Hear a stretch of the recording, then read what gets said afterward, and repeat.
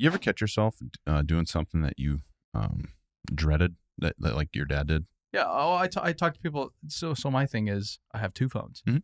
And, growing up, your parents do things that are just weird. And then you become an adult and you do those same things too. My dad always had 2 phones. Now I have 2 phones. And I can't really provide you a good reason why I have 2 phones. I mean, I can kind of make it up, but the fundamental reason is my dad did it. So now I do it. Mhm. Yeah. Yeah. Kevin Gates can. Yeah. Yeah.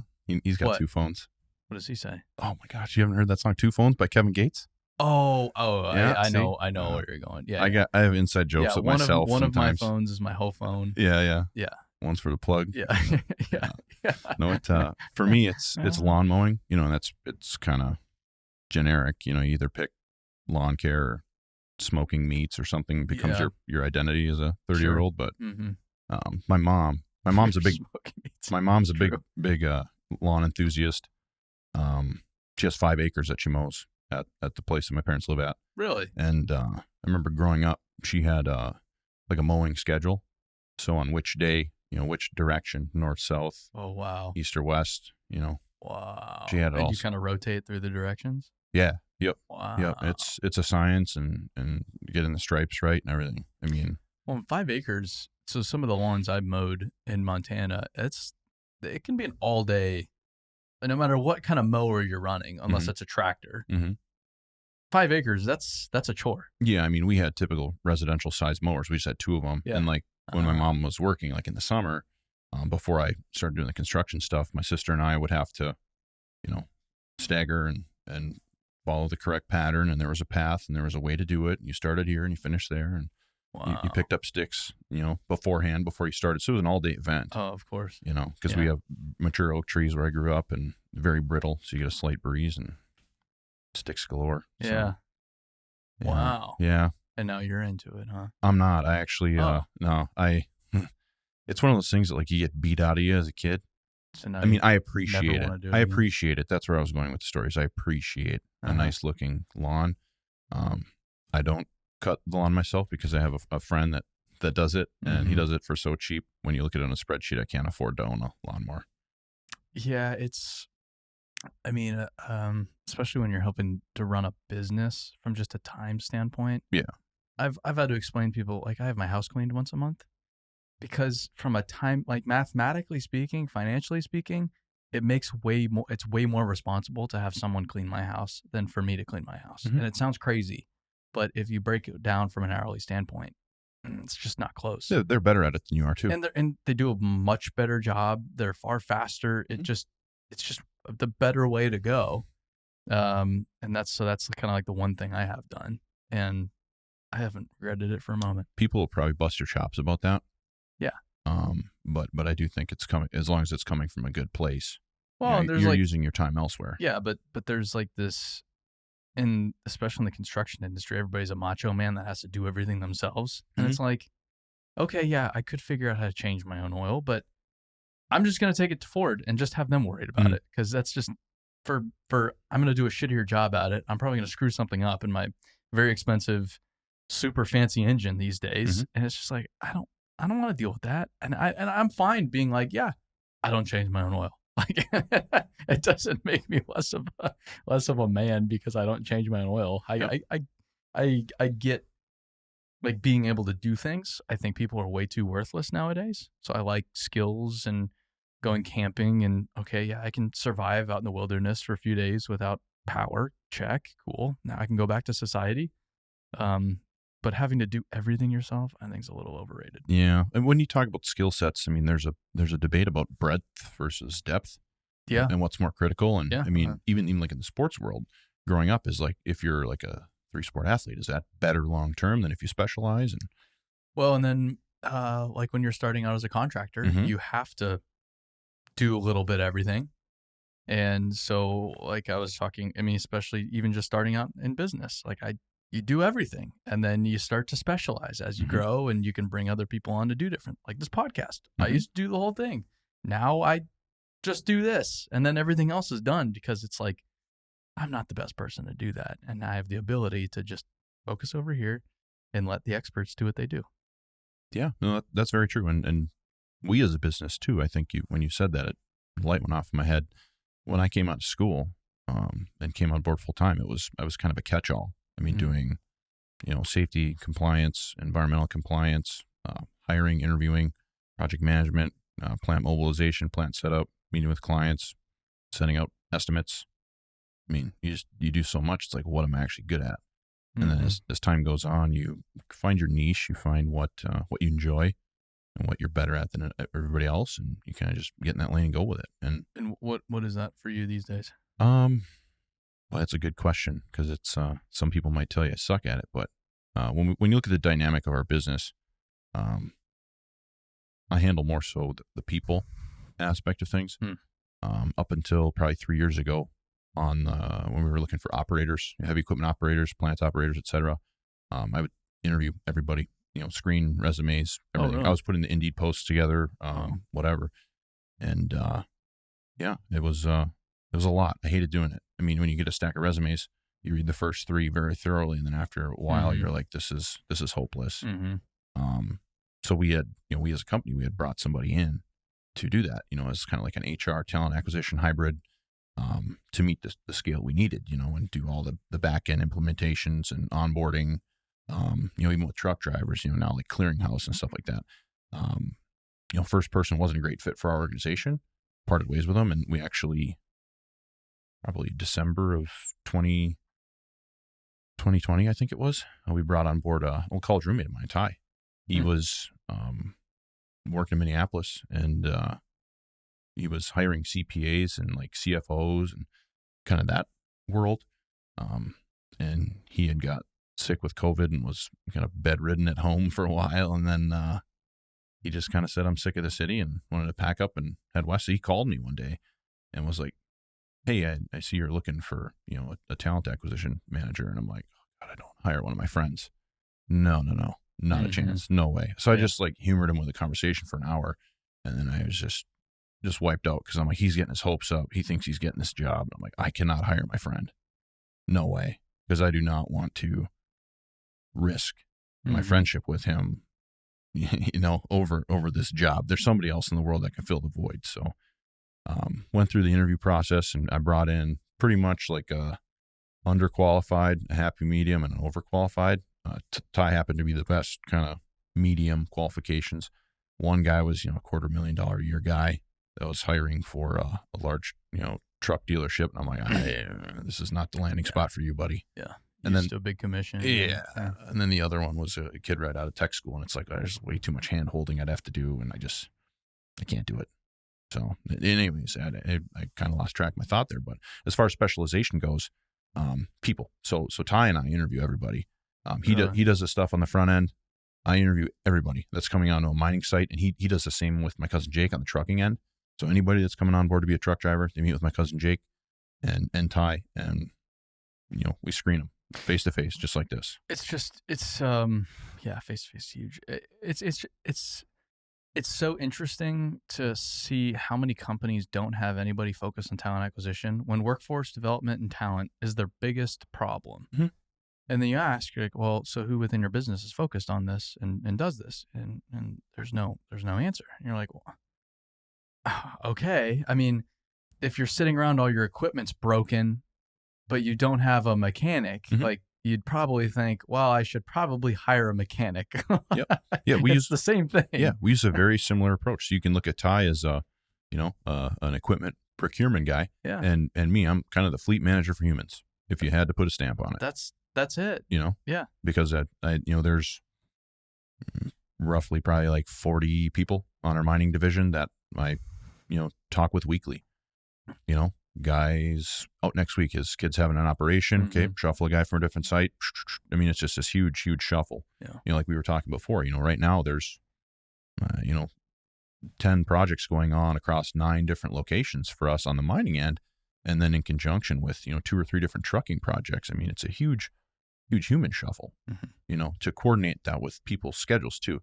Because I never wanted, with the seasonality, what we do, you have 7 months to get your work done. And then it's freeze up and it's all over. Really, 7 months. That's it. Typically, Easter to Thanksgiving.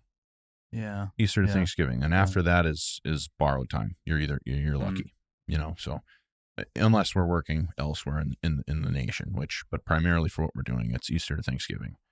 So we have to work hard. We have a lot of work to do in a short amount of time. And there's a conflicting thesis with that you need to be married to your job for those 7 months. And I never wanted it to be like that. I never wanted to tell somebody, no, you can't go on your family vacation this summer. You got work to do. Yeah. That's where I've just kind of put it upon myself to overstaff certain projects so we're able to cover the spread if a guy needs to be gone. Some weeks it's a pain in the ass. Some weeks it's an easy switch. Like, yeah, I'll just bump you over there. No big deal. And some weeks it's like, I got nobody else really that knows how to do what you're doing. So, I mean, there's been weeks in the past where I've ended up running a crusher. I don't mind it. I actually kind of like it. Yeah. Yeah, it's probably a nice little break. Oh God. There's something, I don't know. You've been on crushing sites before, but the synergy, the symphony of the screen deck of the crusher, whether it be a jog going or the cone crushers. When that is just humming, you got the generator screaming in the back. It's like, can't hear your phone ring right next to a crusher. Right. It's like, it's good as it gets, man. As good as it gets. And so you said mining, but the primary business is crushing, screening, producing, sorting material. Yep. So we're relatively vertically integrated throughout the aggregate supply process. We'll do everything from, certain projects require us to strip the field off, go in and process the aggregates, and then reclaim that part of the field. A lot of that, we have a 10-year project going on where we've been slowly opening the site as need be, closing it as need be. And then there's some sites where you're opening and closing a site all within a week and a half. Really? All depends on the quantity. So like a lot of rural counties in the Dakotas, they only have a certain tonnage requirement. If you give them 50,000 tons, that's going to hold them over for a year and a half of road maintenance. So they'll just have a pit they'll draw from every year. So you give them a stockpile and they'll use it for their maintenance, and then you come back the next year. Yep. Oftentimes. And a lot of it is, low bid work. So sometimes you don't get it every year, which is good and bad. That's a whole other rabbit hole you can go down, fixing other contractors' boo-boos. But it's, So back to your question with what we do, it's what I do, primarily crushing, screening, washing, specialty aggregate processing. And then we're also vertically integrated with aggregate transport and delivery. We do some DOT road work, grade raises, road widenings. Got involved with like renewable energy construction, like wind farm infrastructure. Building string roads for those. So there's a lot of that up that way. Yeah, it is. It is. There's a lot, kind of from Minnesota down to Texas. I mean, that's been good for us over the last 12 years. Actually, that was probably the catalyst that saved us in 2008. Was this wind energy project that we got, and we literally at the time, it was like a 25-person company. We took everybody except my mom, who was doing the books. Yeah. And it was like we all went out there. That was probably the summer of like 2008. Yeah. So I was like probably 15. What, down in Texas? No, that was in Western North Dakota. Central North Dakota, Sibley, just north of Valley City. Yeah. So it's about a 5-hour hike. That's the interesting thing. You go out to North Dakota, and obviously the oil is big time up there, but the wind up there is something else too. It's just energy production in general is a big industry up there. Yeah, and I don't know what the decision making process is on where that stuff gets placed. Who the hell knows? That's out of my wheelhouse, but it's interesting. I would imagine it's got something to do with a study of how fast the wind goes. But the funny thing is, I can't count how many wind farms I've driven past where nothing's going on. Like all the wind turbines are just chilling. Yeah, I mean that's. Is this really the best place for these? Because I just drove through some windy ass spot, but here not a whole lot's going on. Yeah, I can't say for better or worse. I don't know enough about it to speak on it, but I'm just being an idiot. Yeah. Or I was driving through Palm Springs over the weekend, and Palm Springs, when you're going from LA to Palm Springs, it's one of the older wind farms in the country. It's massive. And it goes through kind of in between these two mountain ranges. And a lot of the wind turbines are old, so they're not lubricated and they're not very effective anymore. So you can see some just going nuts. And the wind, I have never seen the wind blowing so hard through this area. So some of them are going nuts. And then others were just completely stationary. And you're like, Yeah, that should be spinning around right now, but it needs a little WD-40 to start spinning again because it's just stuck. They're like anything, and they need maintenance, but. Yeah. How far do you guys? I mean, you said you'll go to North Dakota, but how far are you typically spread out? Right now, this year and last, we were primarily servicing clients within Minnesota and eastern North and South Dakota. So if you can picture that, you have the Red River that goes from, essentially Omaha all the way up to wherever. I should probably actually find out where it ends. That kind of area is what we're primarily servicing. Last year we had a wind energy project, north central Kansas that we were on. In the last couple winters, we've worked out in Laramie, Wyoming. Did some stuff in Pueblo, Colorado. Specialty processing for clients, and a lot of that, the clients are looking at it in the long term. So we come in and process for them, and we know they're not going to call us for another 5 years. It kind of stinks because it's challenging to schedule your workload when you're looking at it that long range, but it's just kind of the nature of what we're doing.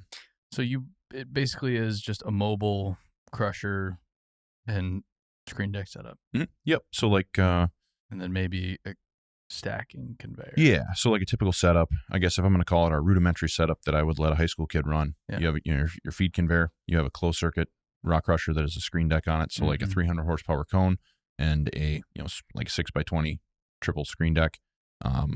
And you're making gravel, right? So then you have a scale conveyor to weigh it, and then a couple transfers and a stacker, and then you just kind of pile it as need be. So that's a simple setup. So different setups, like I was speaking on our quarry application, we'll do a jaw crusher where we're feeding the already pre-processed material into it.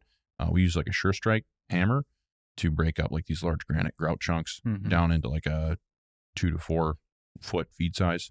Chuck them in the jaw, and they get busted down into probably like a 12-inch minus, and then it'll go hit the screen deck, get segregated out either into fines, the product swath that we're making. Like this project in particular, it's like 1/2 inch by 3/16 inch rock, and then oversize goes into the cone crusher, and it just hits that rotation. So that's kind of like a mid-tier open circuit, we call it, because your screen and your cone are on different carriers. Sure. Yeah. And you're paid by the ton. Typically, certain like those rural counties, a lot of times those guys will do yardage, which that can get interesting, because what is the conversion on tonnage to yardage?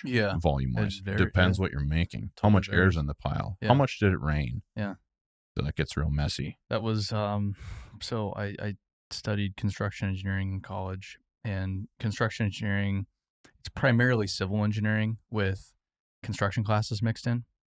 And one of the construction classes was earth moving. And it was like freshman year, and I was so fired up. I was going to take an earth moving class.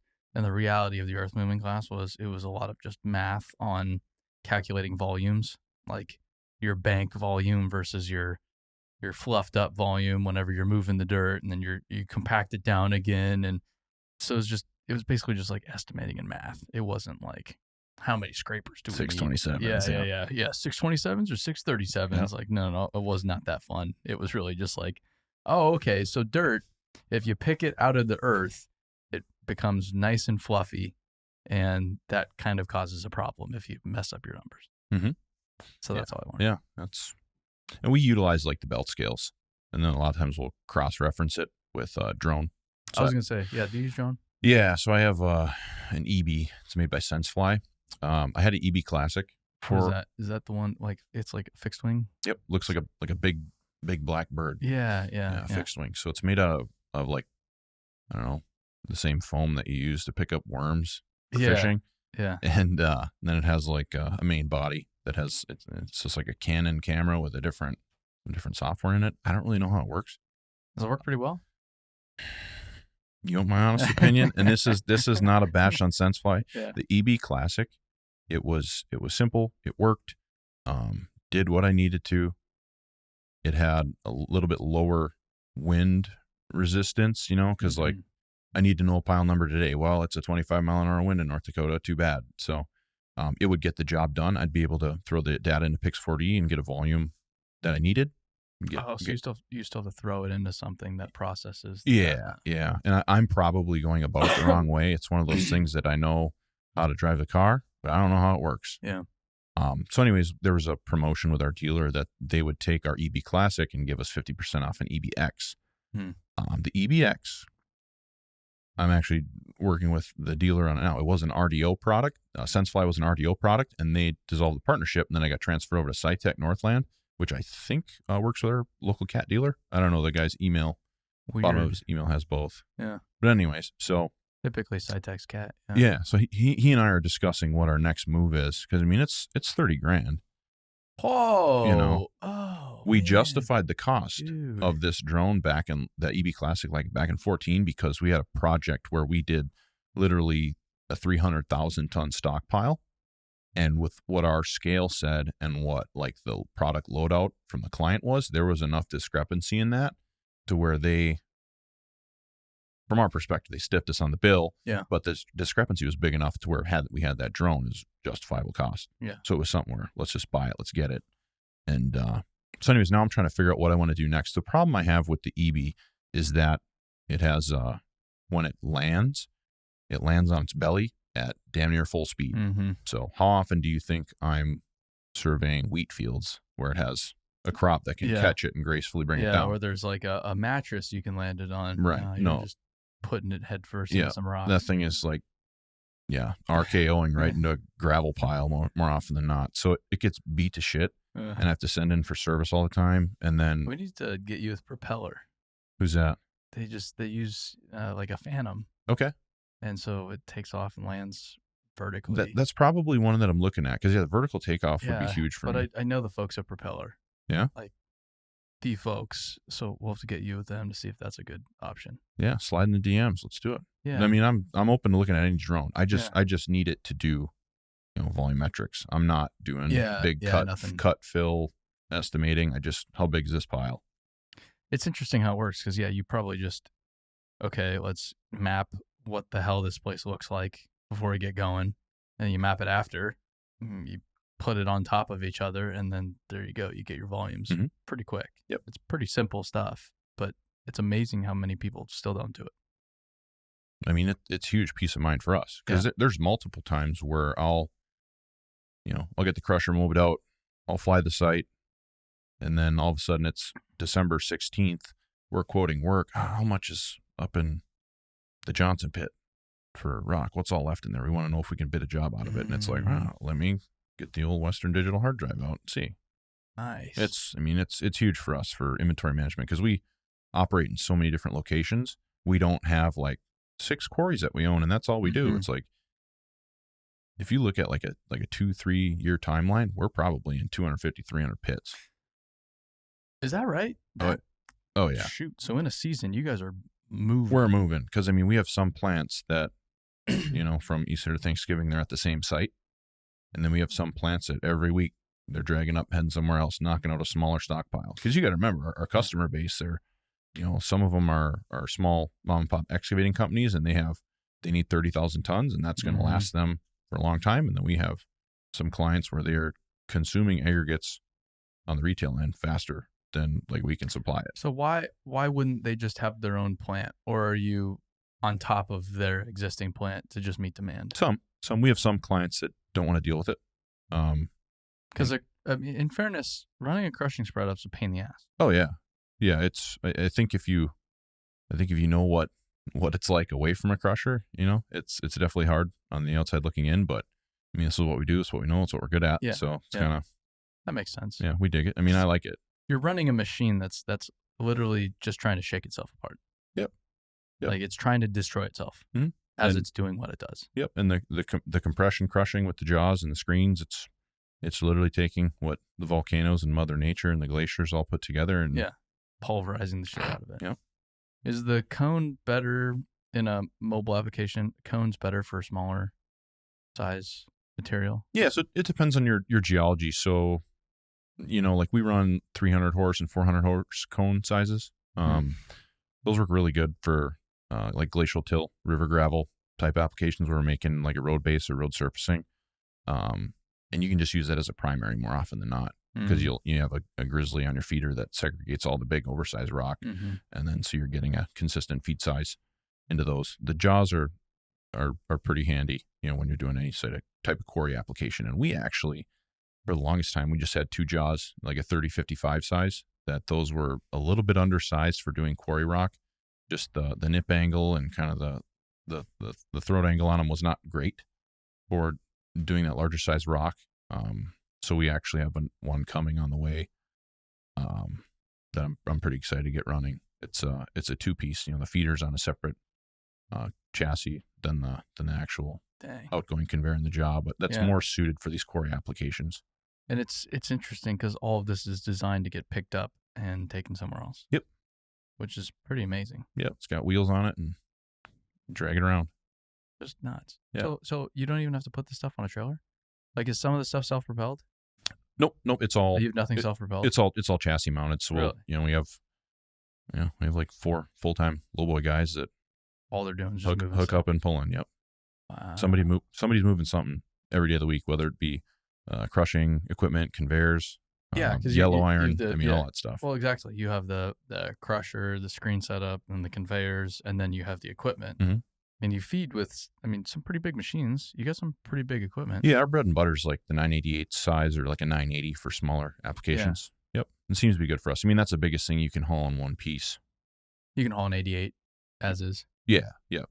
We have, like a 3-piece setup. So we'll have our truck and then like a tandem or a triple axle booster or Jeep, and then the trailer with 3 axles and then like a 2-axle Stinger booster on the back. Dang. Yeah. So it's like probably like, I don't know, like 212,000 pounds going down the road. Yeah. It's cool. It's cool. I don't know. I get a kick out of that stuff. Like when we pull in or pull out of a job.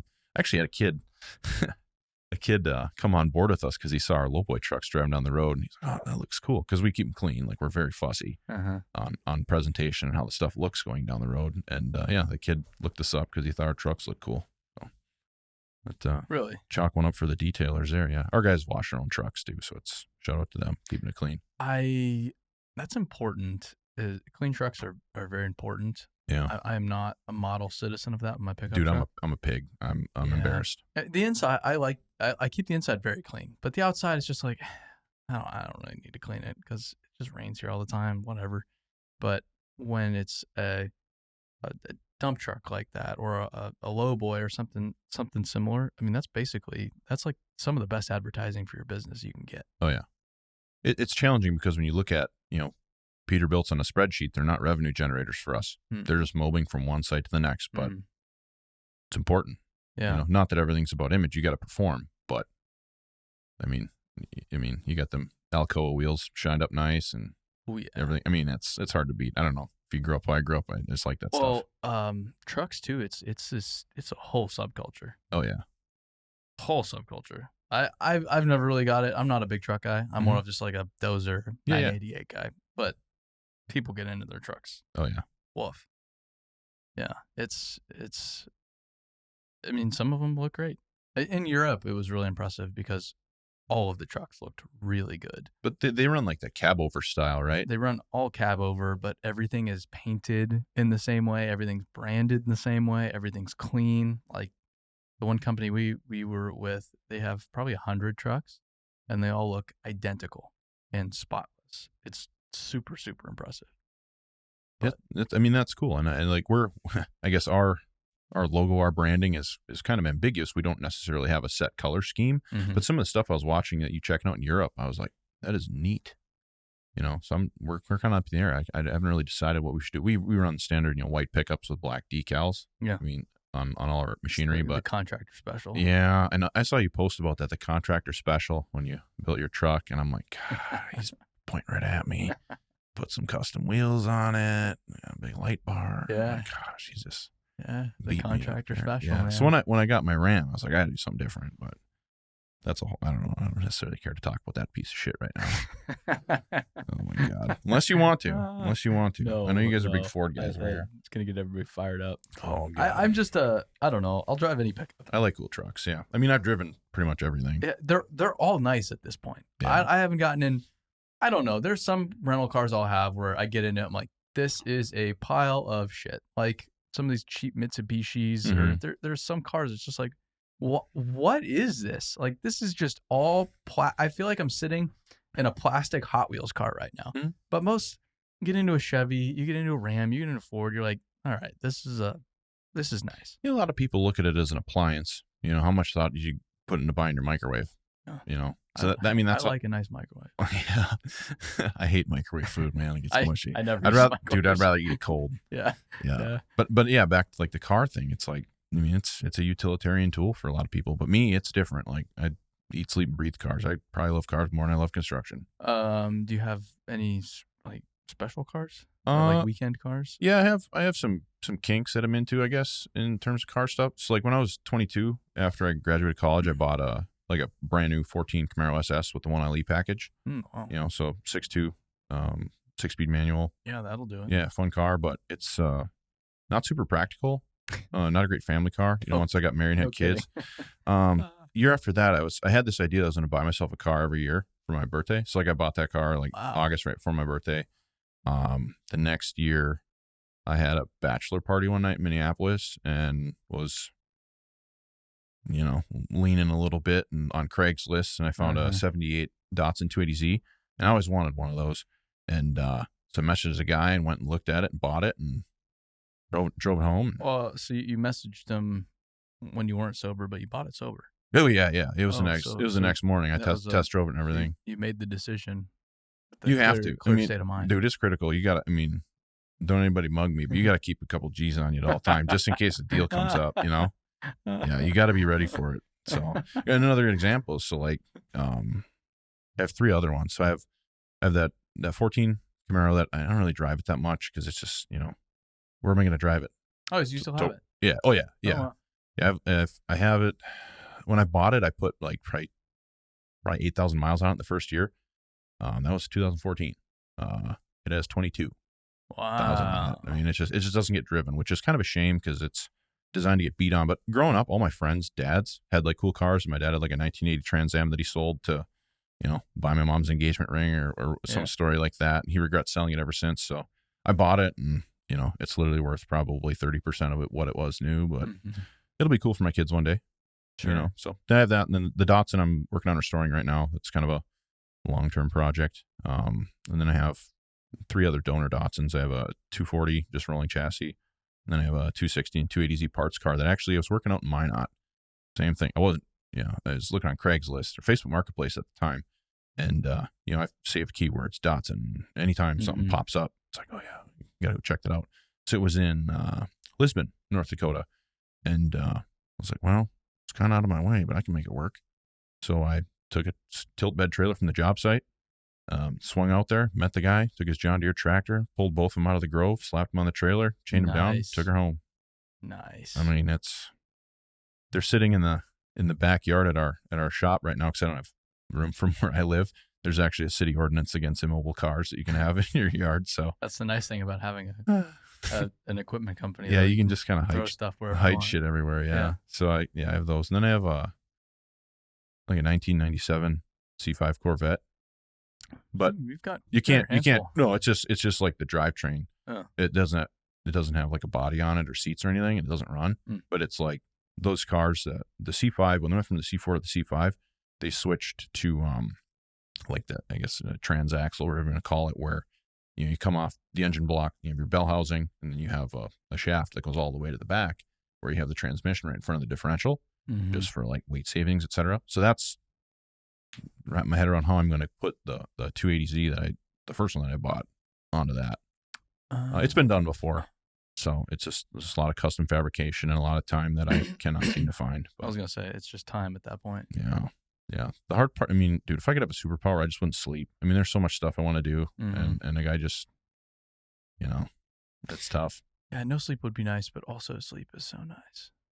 At least I enjoy it. Yeah. I get in bed, I'm like, because I like a lot of my days now, you're just full send all day long. So when you get into bed, at least I sleep very well. I get into bed, I am done. Yeah, zero problem falling asleep. Spent, man. Dude, I think you probably have days where you look at your phone and you're like, holy shit, it's 3:00. I should probably eat something. Yeah, especially while traveling.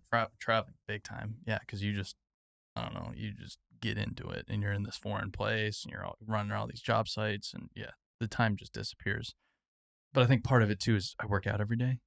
And so I get to the end of the day, I'm like, I don't have extra energy because you work out in the morning and I got rid evening. of it every single morning. Yeah, have to. Yep. I have to. Yep. If I don't work out in the morning, dude, I'm a mess. It's hard to get started. I'm a mess just the whole day. And I'll be like, why am I feeling like this right now? And I'm like, oh, because I didn't work out this morning. So I don't miss a day, but there's some days where it's like, I need to wake up at 2 to drive somewhere. I need to be somewhere by 6, and it's 4 hours. So it's like, okay, there's no way around it other than just waking up at 2. But it's not like I'm not going to wake up at 1 to go run at that point. I'm just going to be like, I'll do it in the evening. But then all that day is just like, I should have just woken up. I gotta work out. Yeah. That's all I think about. Yeah. I have a system. I wake up, eat 2 Rice Krispie treats, drink my pre-workout, Rice Krispie treats. Go work out. Yeah. It's just, fast sugars. I don't know. It's probably bro science, but I don't know. Definitely bro science. Yeah. Big stomach ache guy my whole life. So I'm still, trying to figure out what is the secret food thing that jives with my digestive system well. And Rice Krispies do it, huh? Seems to. I guess anything simple, like simple sugar. Yeah. And I'll mix, as simple as it gets. I'll mix an apple in every once in a while, but pretty much something like that. Or, in a pinch, I'll just slam a Gatorade, get some corn syrup, So corn syrup will always do it. Yeah, in a pinch. I don't eat before I work out. I used to not, but I was trying to look at it from a performance standpoint. Because like today, I haven't eaten anything yet, and I'm not hungry. I'm fine. Or is that by design? Or were you just like, I just got up and worked out, and I was driving the rental car around, and I didn't feel like getting out. And I was like, well, what are my options? Breakfast sandwich from Dunkies or McDonald's. It's like, I'm probably better off in the long term not eating anything, and that's kind of a principle I try to adhere to. It's like, if you have shit for options, just eat nothing. I do that all the time. Yeah. I very regularly not eat while I'm traveling because it's just like, well, it's just all garbage. So pretty much. And that's what I remember. I used to kind of do it, but not really religiously. And then I read Jocko's book, Discipline Equals Freedom. And he's just like, oh, so there's no options, no healthy food? Then just don't eat. It's actually good for you to not eat. And I'm like, he has a point there. Like that. Yeah, that's sound. All right, cool. I won't eat. Yeah, look at me. I'm a long ways away from starvation. I can go a while. Yeah. Like an average human being can go at least 30 days without eating. Oh yeah. I did this is kind of, I don't know if we need to go down this road, but I did a 92 hour once. 92? I didn't eat for 92 hours. Yeah, I was working on this job that was just miserable, and didn't eat anything. But what did you go into it like, I'm not going to eat for 92 hours, or you just?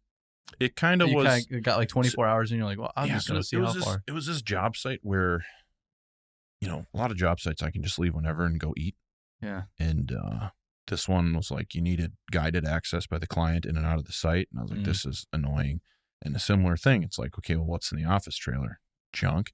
Yeah. And it's like, I'm kind of a transient, so it's like I keep, bagged tuna in my truck, beef jerky in my truck, sunflower seeds in my truck, just in case I get in a pinch. Yeah, beef jerky's my go-to. Yeah, I just wasn't in the mood for it, so I was like, I'll just eat later. And then it ended up being a late night. Got to the hotel, too tired to eat. Happened like 2-3 days in a row. Days went by. Yeah, and all of a sudden I was like heading home from the job site. After a while, probably at like that, day and a half mark, I was like, fuck it, let's see how far I can go. Yeah. It's fun to just gauge how tough you actually are. It's tough because you get fixated on it and it starts to beat on your mind a little bit. Right. I like eating. I like food, but there's construction guys though. I'll talk to them and they'll be like, "Oh yeah, I don't eat breakfast or lunch," and it'll be like 4. And I haven't eaten today. Like I don't typically eat. But then you look at them and they're like, "Well," and I think like you eat at some point. Like there's food going into that body. At Boy, some you point, lying, dude. Yeah, I don't know when you get calories, but you get your calories somehow. Yeah. And I am not buying what's going on right now. Oh man. Yeah. Or it's maybe they just drink their calories. It's like, so you're aware, beer does have a lot of calories in it. Just because it's light. When you put 24 of them together, it adds up, man. Yeah. Coors Light, sure, but Jeez. You buy a 30 after work. Shit, some guys will knock out. Like, it sounds crazy, but it's like 20 beers. Dude, how do you get the stomach for that? It's like a Tuesday. The carbonation killed me. I do 3 beers, and I'm like, 1, I'm full. 2, I am intoxicated at that point. Mm-hmm. 20 would kill me. Yeah. But again, I'm also about 140 pounds. Yeah. Some of these guys are twice my weight. Yeah. Like you have. Significantly. Yeah, I'm like probably 285, 290 right now. Shit. Yeah. So but going back to working out, you lift very heavy. Yeah, so I just... Where's that gym? Where Which one? the videos you always put on the internet? Oh, that's at my house. Is it your house? Yeah, like I have. your garage, I have like it's a 30 by 50 workshop in the backyard. When I bought the property, it was like kind of this unicorn property that wasn't listed. There was an older couple. The neighbor that I know very well actually works for the cat dealer. He's like, "Hey, Ken and Karen are getting up there. Maybe just talk to them about, do the whole look at my young family." Yeah. And the story. Yeah, I went over that, and they were like, "Yeah, we'd love to sell the house to you." But anyways, it's kind of unicorn property because I'm surrounded by, just suburban quarter acre houses, and I have an acre with, a big enough house for myself and my family, and that 30 by 50 shed. But anyways, so it has, the way the shed was built is it's like a 30 by 30 segment. That's where I have, my car stuff and, just kind of like the car projects that I walk by every morning. Mm-hmm. And then I have, it's like a 20 by 30 gym. And that's just been a culmination of Craigslist, Facebook Marketplace finds, years and years and years of buying stuff. Yeah, just buying used stuff. And looks like you have a pretty good setup. Yeah, you do some gnarly stuff. It's like you throw some weight around. Yeah, I mean, and I'm not the strongest guy in the world. Don't really aim to be. I just like to kind of maybe be a generalist. Maintain some athleticism if I want to go to a jiu-jitsu tournament on a Saturday. Mm-hmm. But yeah, I mean, I have a lot of specialty equipment. I pretty much, your basic stuff. Yeah, I have a squat rack. Obviously, that's the first thing you need. I have a couple specialty barbells, like an SSB, football bar. I have a bow bar, which is fun. And then I also made my own cambered bar. So like when you're doing like box squats with bands or chains, just a super big camber bar on it, and it makes normal back squat weight, throws the balance of it off, and it like wants to pull you forward. So it's really great for stabilization of your posterior chain, and it's fun. I mean, I just enjoy it. I don't know. Maybe one of these days I'll come over and throw the bar around, but that's about it. Yeah, let's do it. I mean, I'll pick up one of the bars. It's like, all right, 45 pounds. Like this is quite a bit of weight, man. Yeah. How the fuck do I put multiple plates on the end of this thing and still move it around? Yeah, well, I always warm up with the bar too. I mean, I'm kind of like, gosh, I don't have much time. Let's just throw some weight on and go. But it's like, you gotta just throw the bar on your back. And honestly, the heavier you get sometimes, the easier it feels. I don't know what it is, but the 225 feels better than 135 sometimes. No, the other day I just wanted to do some like calf raises and step ups with some weight. And I don't know what I put on it, but I grab a bar and put the weight on it. And then I go to put it up on like some wood boxes so I can get underneath it and put it on my shoulders. And I'm like, yeah, I'm not lifting that right now. So then I look around, look like a jackass, take the weight off, put the bar up on the boxes, put the weight back on. Yeah. And I'm like, yeah. I'm a weak piece of shit, but I'm doing my best here, guys. Yeah. Throw me a bone. Gym culture, boy, that's a whole nother conversation too. It's way better than most people think. They weren't laughing at you. No. You're the only one that cares. No one cares. Yeah. But yeah, you're the only one. It's still not ideal. Yeah. This one time I was doing something similar. I was doing like Smith machine calf raises. We got rained out on a project, and I was working out at the hotel gym. It was actually very well equipped, and slipped off the box and hit my diaphragm right on the bar. I thought I was going to die. I was like laying on, and I was the only one in there. In a hotel gym. Yeah. It's like, you can't like catch your breath, Yeah. And that was the closest experience I've had with that. That's good. Safety first. Yeah. Other than that, I mean, I operate at a sub-maximal capacity. We're not going balls out because I'm working out by myself 20 minutes after I rolled out of bed. Yeah. You gotta. When were you on Pit Quarry? What was that about? That was a while back. In the magazine? Yeah. Didn't they do something? Yeah, they came out last fall and did a feature on last fall. The one plant we had. The one plant. Just the one project. I started, that was kind of a subscribed to the magazine my whole life. My dad did, and then I did, because I was like, well, if I'm going to learn something about this industry. It's been around a while. Yeah. Oh, yeah. And just kind of reading it nose to tail every time I get it, and got a email from Kevin, the editor-in-chief, at some point, and it was something about like the roundtable and conference, and I was like, It was like, click the link to apply. And I'm like, yeah, see what happens. I just typed my information, and he called me like the next day. And I'm like, wait, what?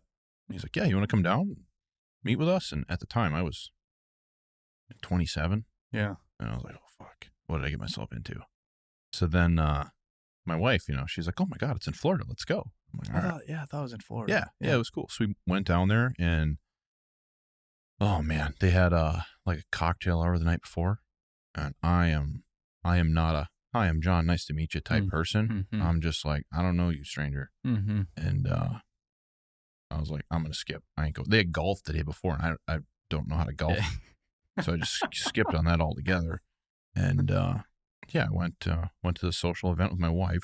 She said we have to go. And I'm like, so we went, just hammered hors d'oeuvres, ham and cheese balls, everything. I mean, just got my fill. And just started BSing with this other guy and his wife were there, and it actually was Rick McClanahan from, Rick Madera from McClanahan, rather. And, just literally just chopped it up with him and his wife for like 3 hours. And it was nice, because then I was like, oh yeah, wait a second. These are all normal people too. Because I felt out of place. I was 27, and it's like, well, what is my job title? I work for my dad, doesn't really have a ring to it. But I kind of put myself in an uncomfortable situation initially there. The next day, they have this roundtable and conference. I'm sitting in a room. It's all these guys from these gigantic, conglomerates and manufacturers. And I'm like, just listening to just the way they talk, what they talk about. And I'm just soaking it in. I'm like, okay, the aggregate world is a lot bigger than my little corner of it in the upper Midwest. And just listening to them talk about how politics intertwine with our industry and all these things. And I was like, whoa, this is eye-opening. Ever since then, I went the next year and the next year. And, here we are coming up on this next one next week. Really? Already. Week? Yeah. Wow. And it's just been great, because I try and reciprocate my appreciation for what they've done for me to kind of show me the rest of the industry.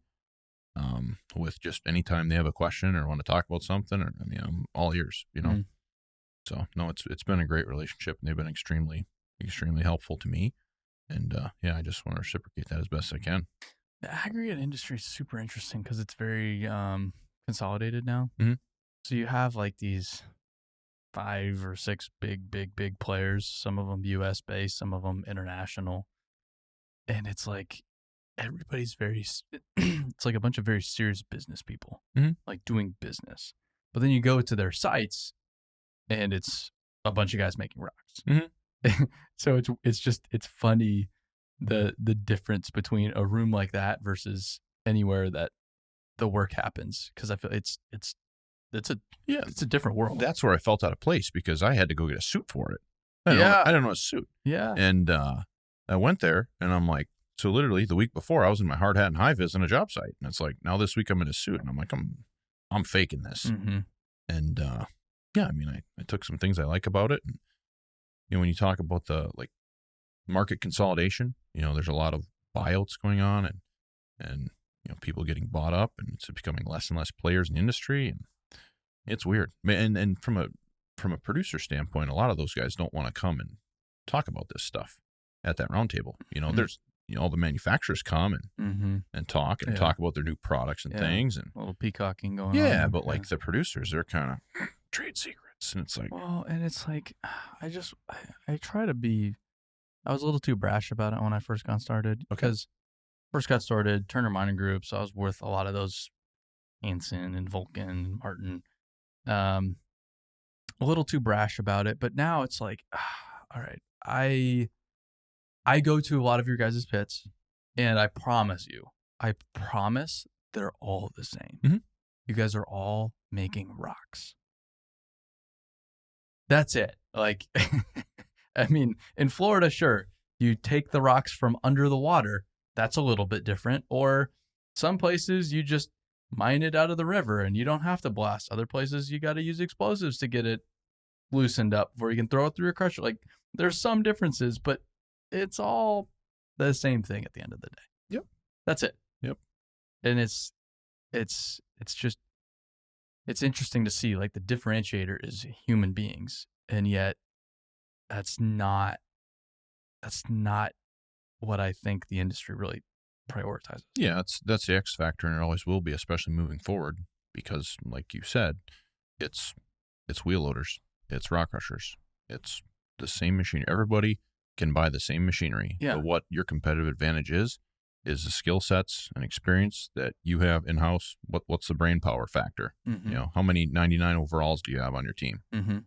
Well, and you could argue the real competitive advantage is like where their reserves are and where their pit locations are, so on and so forth. Yep. But all of that is still orchestrated by human beings. Yep.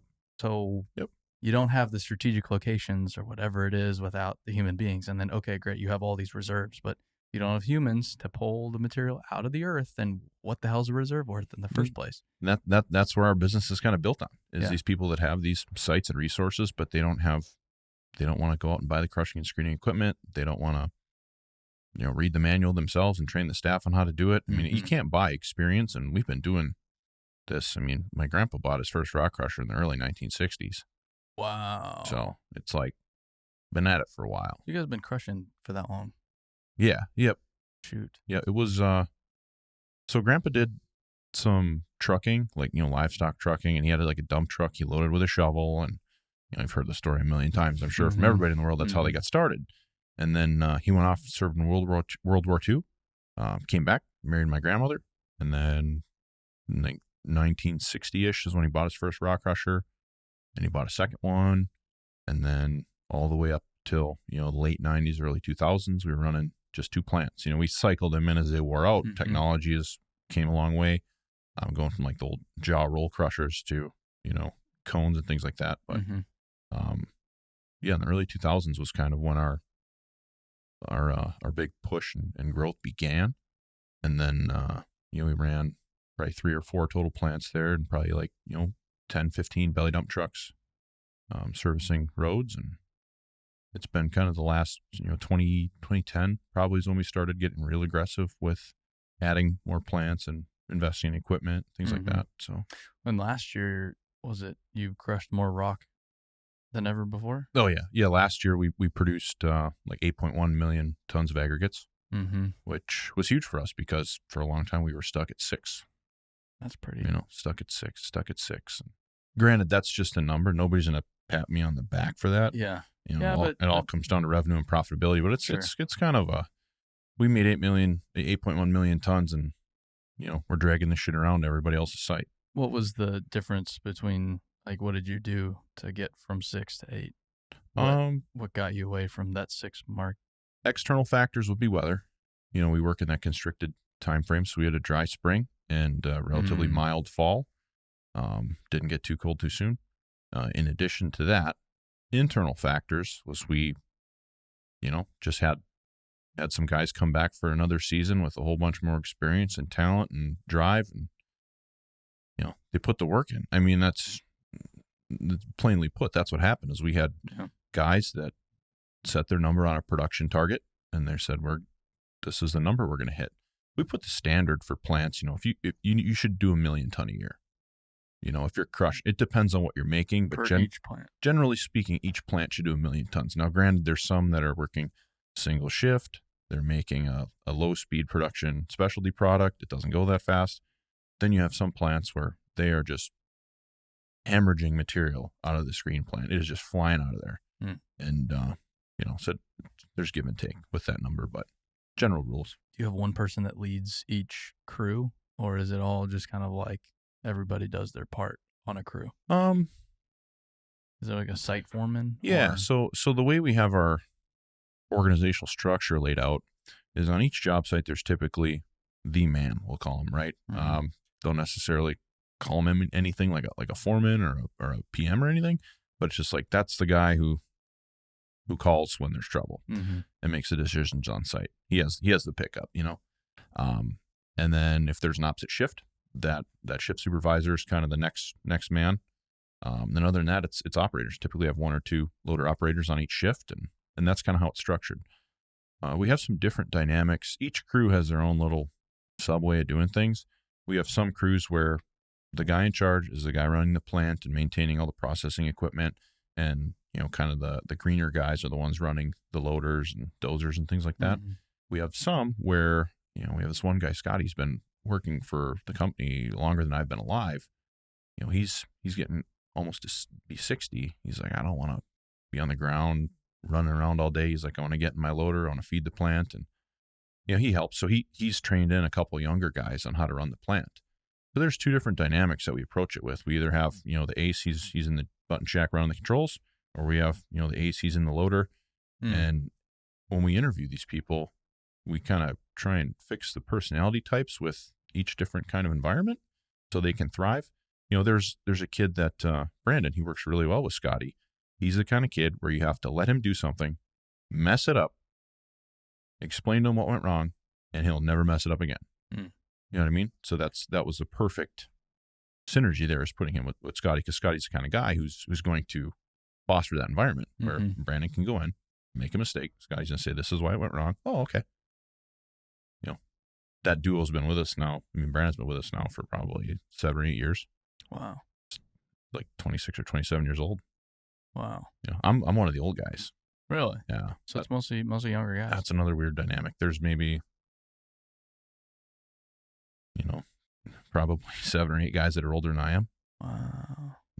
Either like the younger guys like the hours. Is it a lot of hours over the summer? Yeah. So typically, like, our structure is like 60 hours a week, 7 a.m. to 7 p.m. If we're working 60's pretty good. Yeah, 5 on 2 off. We have some crews that they'll do an 11 and 3 rotation. So they'll work 11 days straight, take 3 days off. But yeah, we got some guys that they're busting ass. And they love it. Because a lot of people are working away from home. Yeah. So when we staff our projects, I take into consideration where guys are coming from. Yeah. Because we have primarily people from central Minnesota, where we're from. We also have some guys from, up in the Duluth area. So they're maybe at a 2 or 3 hour disadvantage to a job site. I try and take all that into consideration in conjunction with the guy's personal life. We have some guys that, they're bachelors and they don't care. Send me anytime, any place. And they're a little bit more flexible. But then there's guys with families, and I try and accommodate that as best I can, given what we're doing for work. Yeah.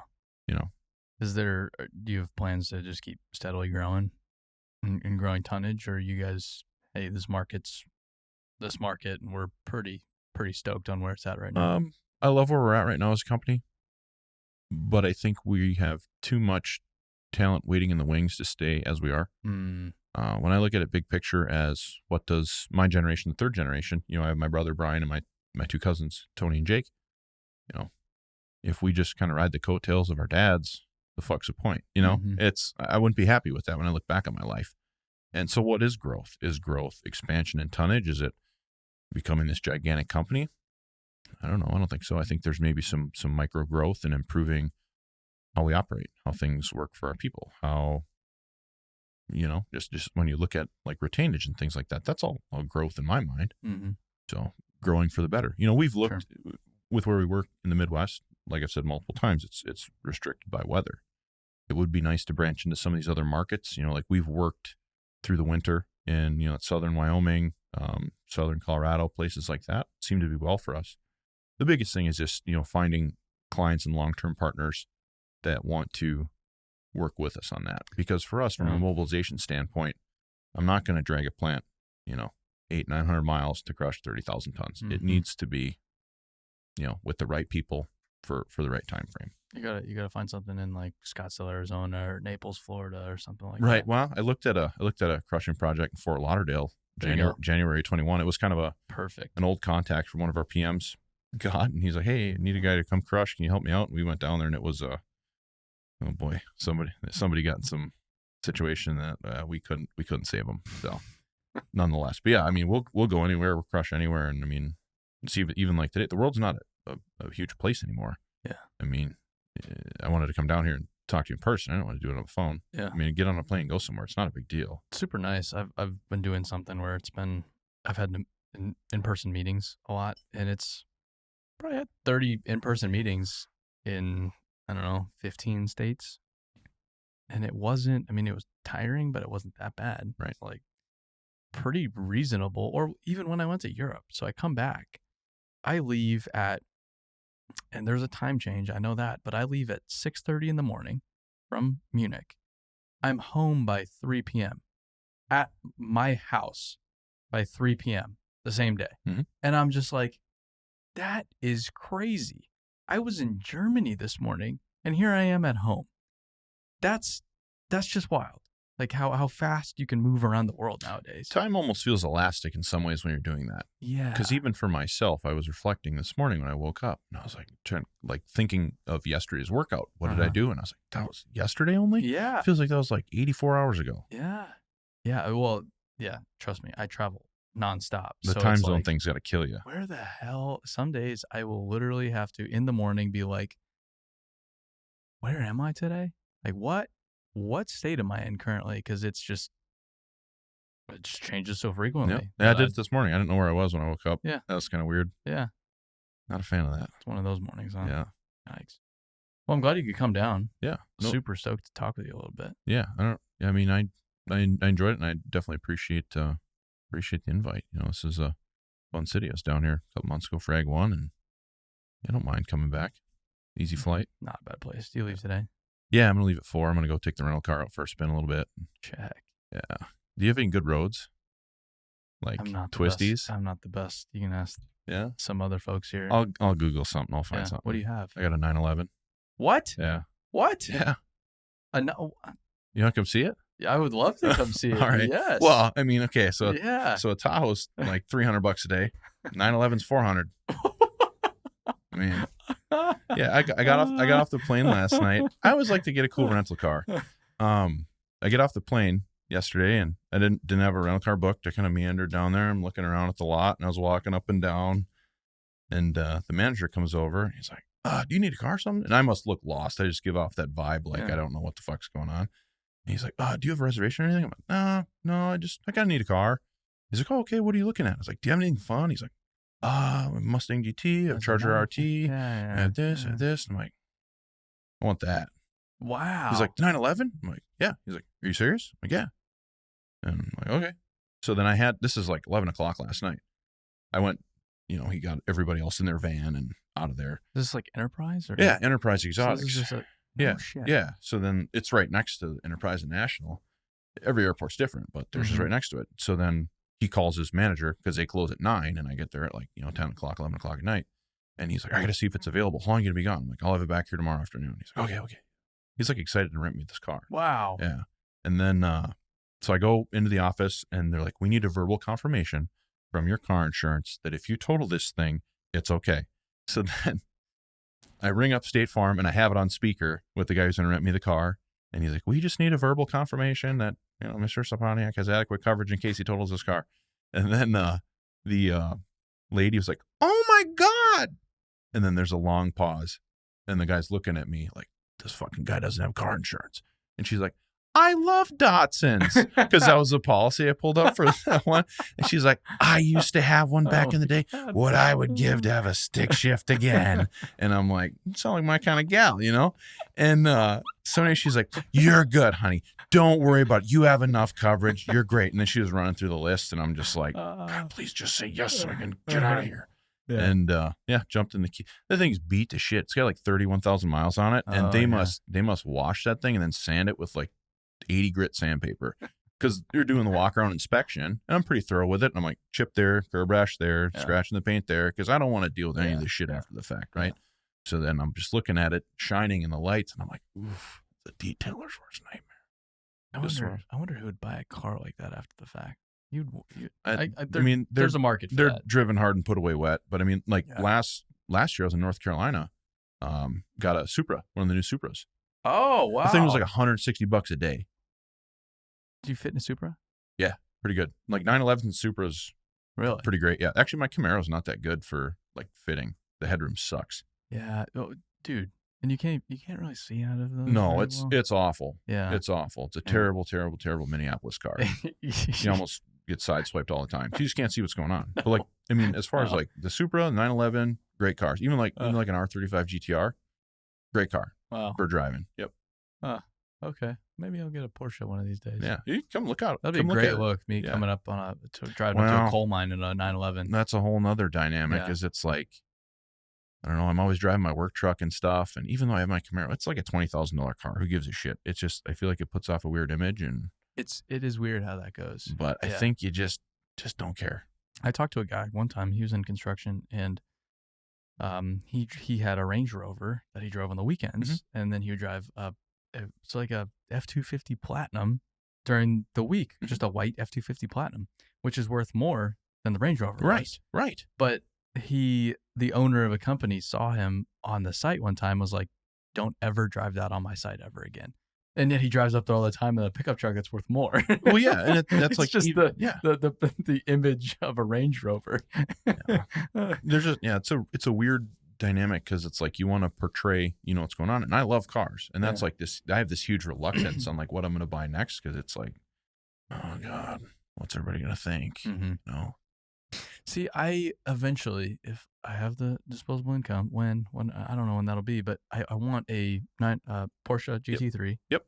And with custom exhaust on it, that's just fucking ridiculous. And then I want to paint it a ridiculous color. Just like, because it's just like, just own. Would you order it new? Get like a PTS, like paint a sample. Yeah, do cat yellow. I was thinking about that. Full scent. I'm not gonna get a cat yellow. Like a cat yellow GT3 RS with cat yellow wheels, just obnoxious. Absolutely not. I'm gonna go like teal or just something stupid.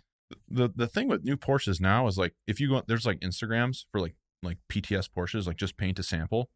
There's some wild ones out there. Yeah, it's like, well, and I feel like the GT3 is like the Porsche of choice to paint a ridiculous. I very rarely see them like black or silver. Right. Like, oh, that's a rational color. It's always like orange, yellow, pink, green. Because I think that's maybe not highlighter. It's not their first one. Yeah. So it's like, let's get. But I feel like with a car like that, you just got to own it. Like, yeah, it's a ridiculous car. Fuck you. Yep. Pretty much. It's a ridiculous car. It shouldn't be understated. Yeah. No. Yeah. I'm not a big fan of like even like our white pickups. I'm like, they're kind of, like some of the manufacturers like Ford and Chevy and Dodge all have like a really nice electric-y blue. But the problem is white paint's going to be around forever. Some white's been the same my whole life. Yeah. But it's like you get something like that repaired. Yeah. I don't know. Gotta buy a paint booth. Yeah. You can do everything yourself. Yeah. We have a paint booth. It's a little bit of disrepair, but get around to it. Yeah. Once you get around to your cars. Time, man. If I could buy more, I'd have more. You guys are on social media, Instagram? Yeah. So our handles are, I think, WD Scepaniak on Instagram. That's kind of the biggest one. Facebook, pretty decent following there with the local peoples. And it's, same thing. I think WD Scepaniak, Whiskey Delta, Sierra, Charlie, Echo, Panama Alpha, Nevada, Indigo, Alpha, Kilo. That was pretty good. Yeah. I have to do it a lot. Anytime I get a hotel, how do you spell your last name? How do you pronounce it? It's just like, God. Yeah. You used to have some Z's in it when we came over from Poland, and they dropped those L's. Let's simplify this a little bit. Yeah. Well, they could have done more, but here we are. All right. Well, thanks for coming down. No, I certainly appreciate the invite. And go see the Porsche. Yeah, let's go. Let's get in it. Let's go. All right.